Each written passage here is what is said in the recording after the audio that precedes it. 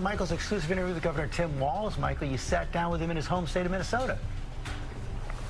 Yes, Georgia, I did sit down with Governor Tim Walz, and we covered a lot of ground. The issues, including the one that is at the top of the voters' mind, the economy, the comments that he's made about his life that turned out to be untrue or possibly misleading, and concerns that this election might be disrupted. But I started off by asking him what he would have done differently from President Biden.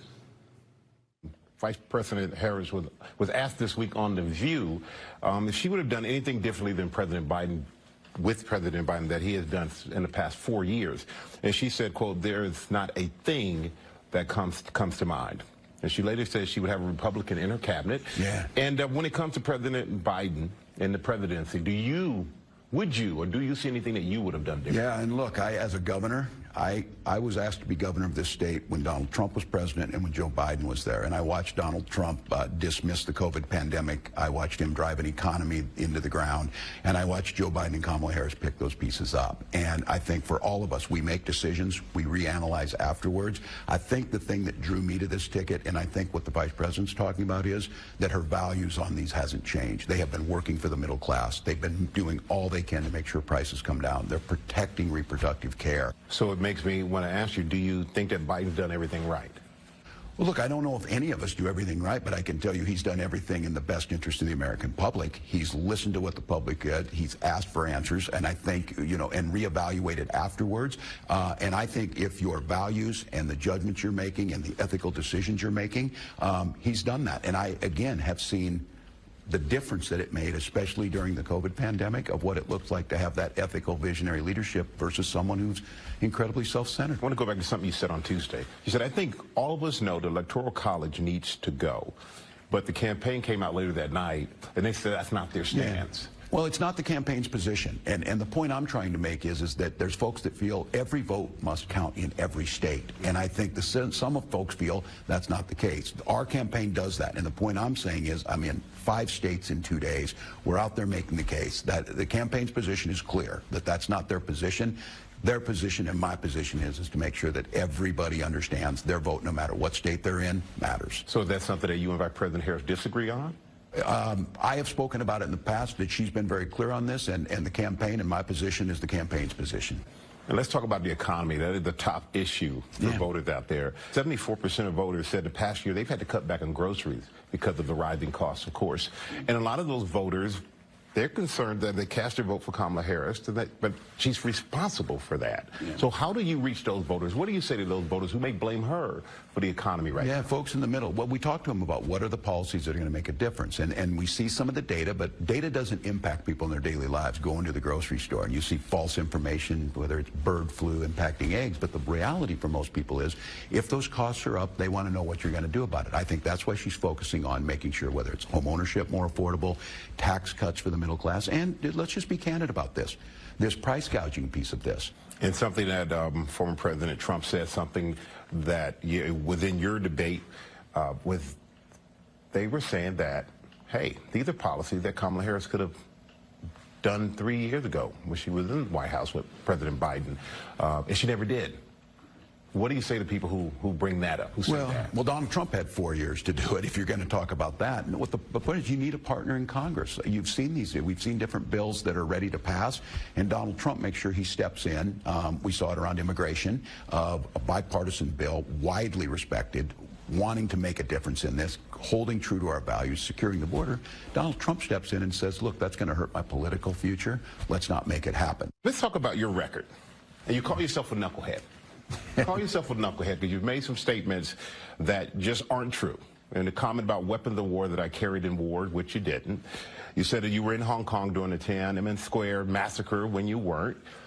You kind of chalked it all up to bad grammar or getting the dates wrong. Yeah.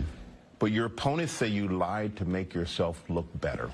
Do they have a point? Well, look, 35 years ago, got the opportunity to be in Hong Kong, be in China, learned a lot about it.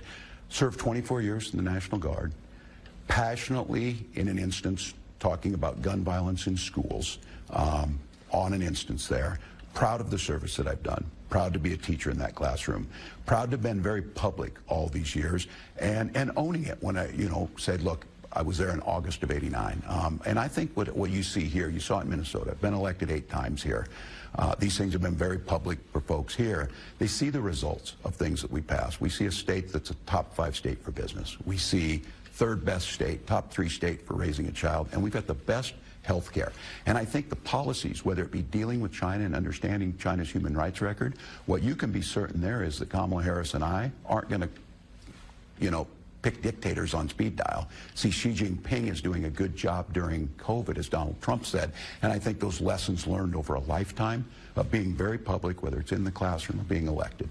Well, you know, but it's one of the things with trust. So there are going to be some people who say, we can't trust him even tell the truth about himself. Yeah.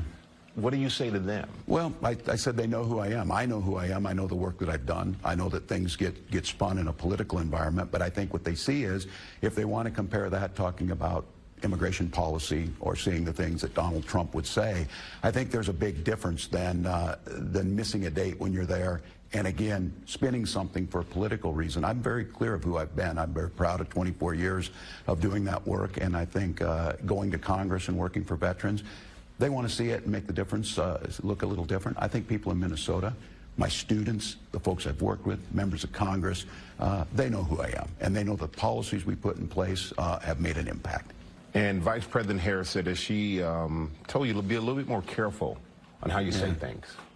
Well, I did it, you know, even the other day of just speaking passionately about these gun violence situations and meeting with these survivors. I've sat in the room with the Sandy Hook folks, a friend with David Hogg, who's been an activist on this. People know in that, and then that gets spun in that, well, he didn't say something true.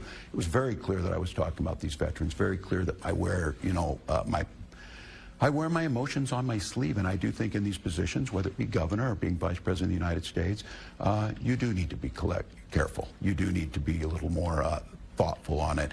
And I think what you see is as someone who's been in classrooms a lot, I've been around coaching a lot, I speak passionately, and I think doing that, you need to combine the two. And I think that's what she's referring to. And you spent years as a high school defensive coordinator. Yes.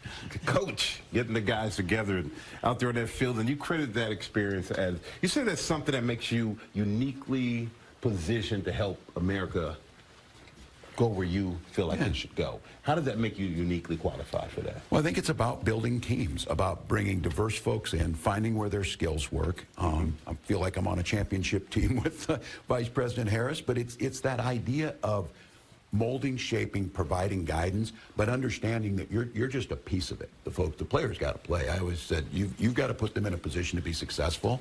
And I think where you see these positions, whether it's governor or vice president, got to put the American people in a position to be successful, and they'll do it. They'll do it. And when I asked Governor Walz how he and VP Harris were doing so far in this election, he said he knew it was going to be close and that you don't just hope to win on that day, you plan to win, George. All right. Okay, Michael, thanks very much. Good job.